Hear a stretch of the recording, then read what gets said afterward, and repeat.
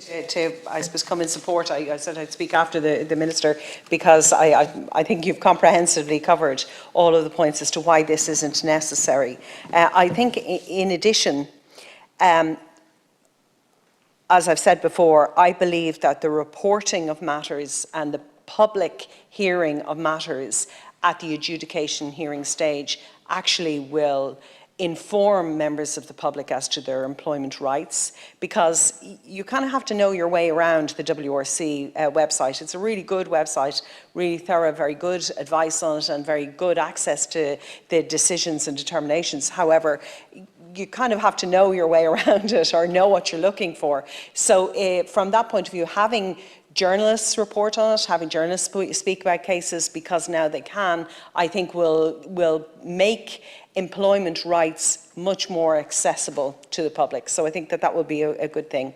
Since the year 2000, we've had a statutory instrument that sets out the procedures for disputes within the workplace, be they grievance or disciplinary, in Statutory Instrument 146 of 2000.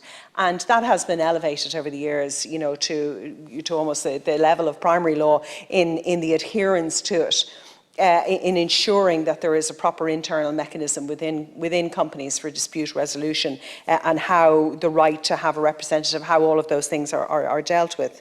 And also then we have had a trend of ensuring that within our legislation we have a penalisation clause, that if you are a witness within the WRC in many instances, or even a complainant under the Health, Safety and Welfare at Work Act, if you're a complainant within the workplace and you suffer any sort of consequence because you have raised your concerns, that there is a penalisation clause within there that you can raise and bring. So I think that there are appropriate safeguards already there. I think the review as set out is fairly comprehensive.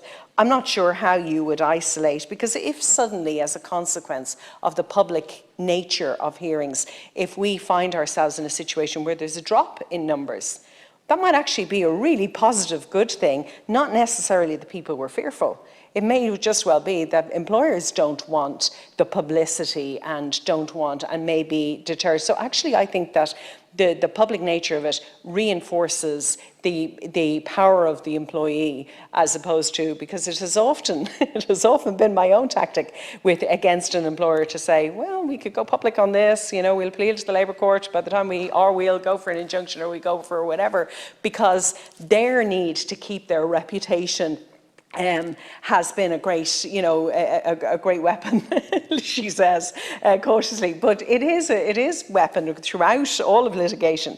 And partly what you're taught for negotiations. So I think that we will find ourselves with hopefully maybe less numbers, but that might be as a consequence of better standards. So I'm not sure how you would answer, even if you were to accept this amendment. But I think you have already covered this amendment in what is provided for in the Act. Senator Thank you.